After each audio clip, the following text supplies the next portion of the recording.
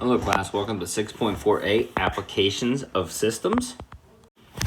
Today we're going to be looking at how these applications apply to all these different ways of solving, whether it's graphing or with the substitution method or elimination, kind of putting it all together. So when we look at some different situations, we're going to be able to use what we've been doing to solve. So when we look at this first example, we're looking at the Verizon charges $50 for the first line and $30 for each additional line. And Sprint would charge $100 for the first line and $20 for each additional line. What we're going to be looking at is we need to write equations for both of these. So if we look at an equation for Verizon, the first step is to look at, well, I know that my Y is going to equal 50 for the first, so that's an initial, plus 30 for each additional. So that means the 30x plus 50.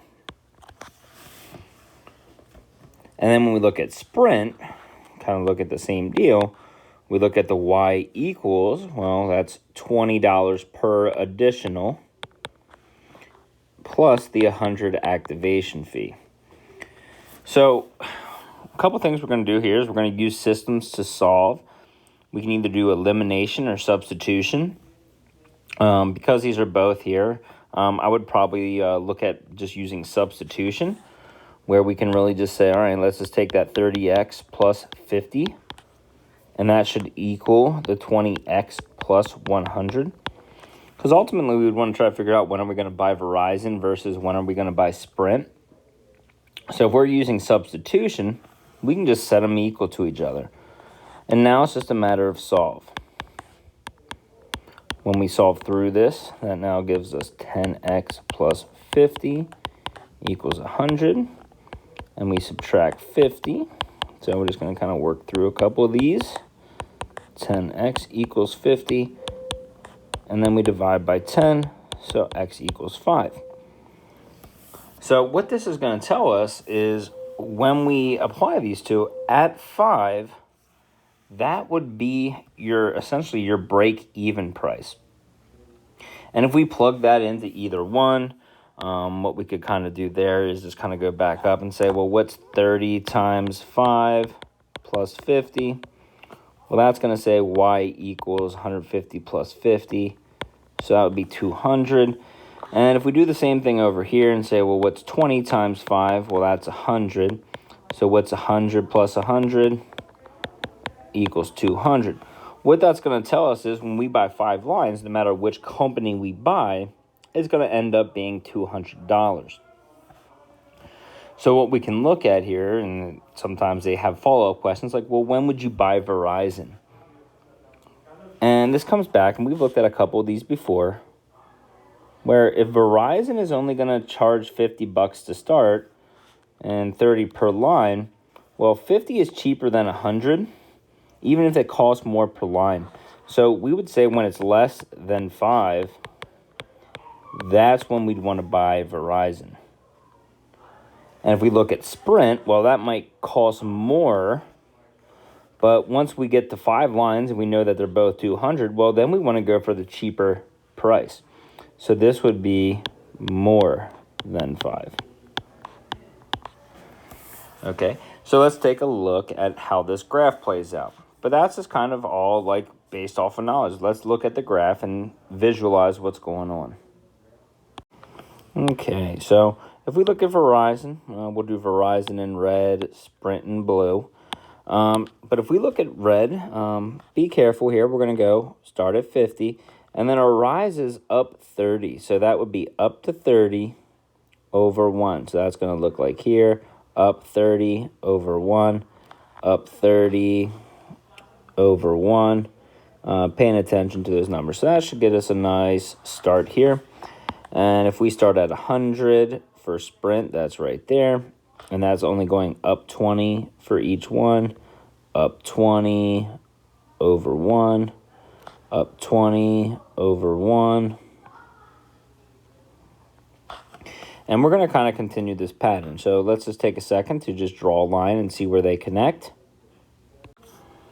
And if you extend those, those lines, eventually we're going to see that right here at that 5,200 that we calculated above, that's where these 2 points are going to end up being the same.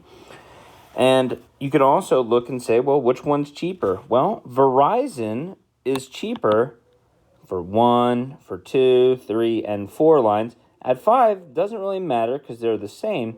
But then you can kind of see the line switch over. Well, now all of a sudden, Sprint is getting cheaper for 6, 7, 8, 9, 10, going forward. So when you look at these problems, a lot of times it is taking these graphs and being able to visualize them. But a lot of times we're just going to be able to solve by substitution or elimination. So let's take a look at a couple more examples of what we could see. Okay, we're looking at some ticket pricing. So we've been practicing these a little bit. So we have an ad for a group trip to the zoo. The ad offers 2 packages, $10, 10 adults and 15 children for $350, and 18 adults and 30 children for $650. Well, how much do the adult and the children tickets cost? Well, the first thing we don't know is we don't know the cost, so we're going to call that X. So this is now a cost of adults, and we don't know what the cost of children. So this one here is saying we know how many adults and children we have, but we don't know the cost of either of the tickets. So that's what we're going to look for. So option 1 is telling us 10x plus 15y is equal to 350, because 10 adults times the cost, 15 times y, which is the cost of children, should equal 350. And then our second option, we're looking at an 18x plus 30y is equal to 660. So looking at that, we now have our system. So just like the last one, we got to figure out, are we going to use substitution or elimination method? This one looks a little bit better off if we're going to maybe multiply by 2, and we want to make sure that's a -2 so that our y's cancel. And then we can look at this equation, and we'll just write that right below. So now we got a -20x minus 30y equals -700. So if we go ahead and take these, we now have two new systems, where if we add these together, we get the -2x, 30 minus 30 is 0, and 660 minus 700, well, that's going to be a -40. If we do -40 divided by a -2, x equals 20. Now this is telling us this is going to be $20 for an adult ticket. Now, in order to figure out our y, we need to go back in there and solve for through one of our originals. So let's just kind of plug back in. Let's go back to that original. 10 times 20 plus 15y equals 350. Well, that's really 200 plus 15y equals 350. If we subtract 200, 15y equals 150. And if we divide by 15, y is going to equal 10. So what that's going to tell us then is our children's ticket is going to be 10. So what we're looking at here is $20 for an adult, $10 for children. Okay, let's look at some other ones. Okay, we got these round trip problems. A boat traveled 210 miles downstream and back. The trip downstream took 10 hours. The trip back took 70 hours. How fast is the boat traveling, and how fast is the current? Okay, now with these ones, these kind of break the rules a little bit of our y equals mx plus b and our standard form. But they always like to throw these in there. But we got to think back to the fact that distance is equal to your rate times time. Now, the one thing we can look at here, if a distance is 210 downstream and back, well, if we cut that in half, that means a one-way trip is 105. So the distance we're really looking at is going to be 105. The rate we're going to be looking at, we don't know what the rates we're using. We do know the times, which were 10 hours and 70 hours. So when we start looking through our rates, the tricky part with this is there's two things going on when we are working with the boat. The boat has its travel speed and the current. Okay, this is very similar to like, with the wind, you always can feel the wind pushing against you versus helping you. Whether we're riding a bike, flying an airplane, the air factor, the stream factor, all kind of comes into play. So in this situation, the first thing we don't know what is going to be called the boat speed, because the boat is going to be traveling at a constant speed. We also don't know what the current speed is. And the current here is just kind of like, how fast the rapids are kind of pushing you along. But we can use this equation to set up two equations. The first trip downstream took 10 hours, so our distance is basically 10 times the rate. Well, the rate is going to be x plus y going downstream, because the current is going to help push you faster. Versus the trip upstream is going to be 70 hours, and that's because the boat is kind of fighting against the current.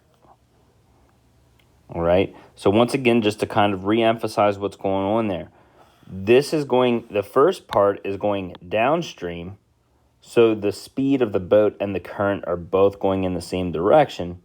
Whereas when we turn around, if you've ever tried to walk upstream or go upstream, the current is always fighting against you. It's hard to kind of get back upstream. So they're working against each other. Well, here's where we start our problem. And now we can kind of work through this. And this one's going to take a little extra work because we need to distribute and rewrite a couple of these problems. So first thing I would do is distribute the top equation, distribute the bottom problem,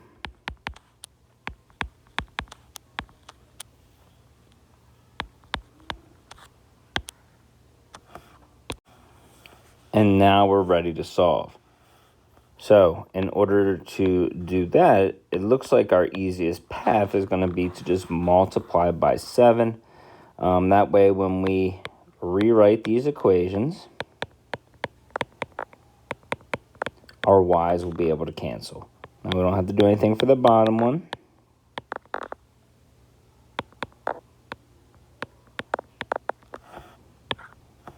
And then what's going to happen here is add these together. That's 840.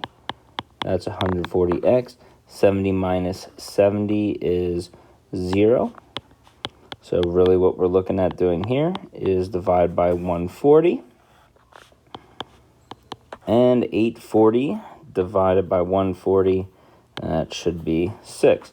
So that's going to basically tell us that our boat is going 6 miles per hour, and that's our boat speed.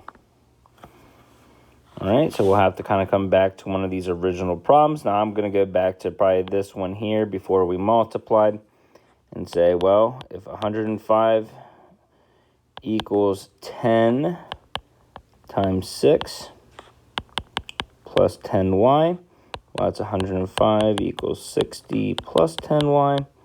Well, let's start solving. Subtract 60. That's going to give us 45 equals 10y. Divide by 10. Y equals 4.5. And that's going to be our current.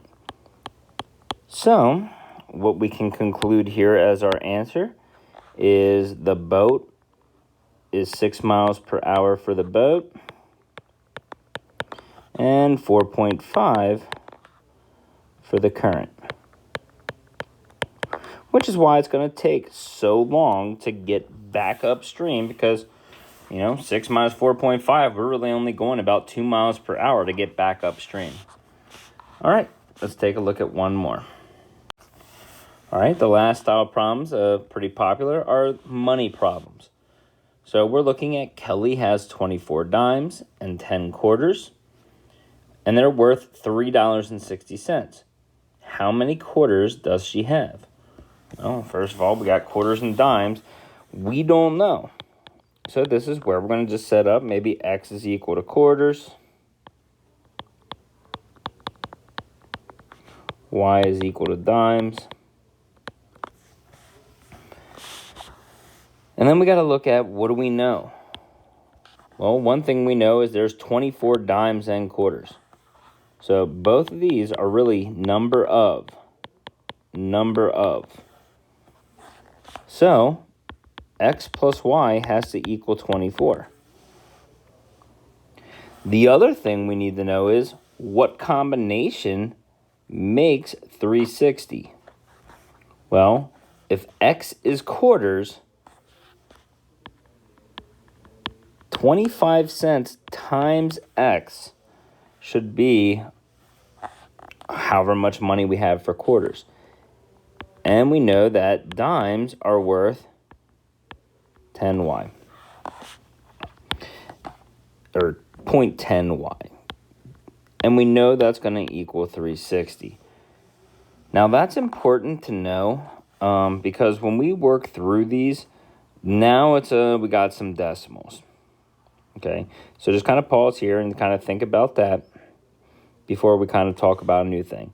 We got the X plus Y, that's the number of quarters, plus our dimes should equal 24. And we also have like 25 cents per quarter, 10 cents per dime, and that should equal $3.60. Now we want to solve here.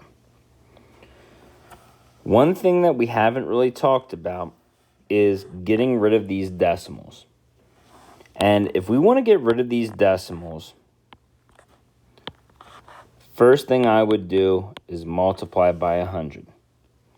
Because if you distribute times 100 to everything here,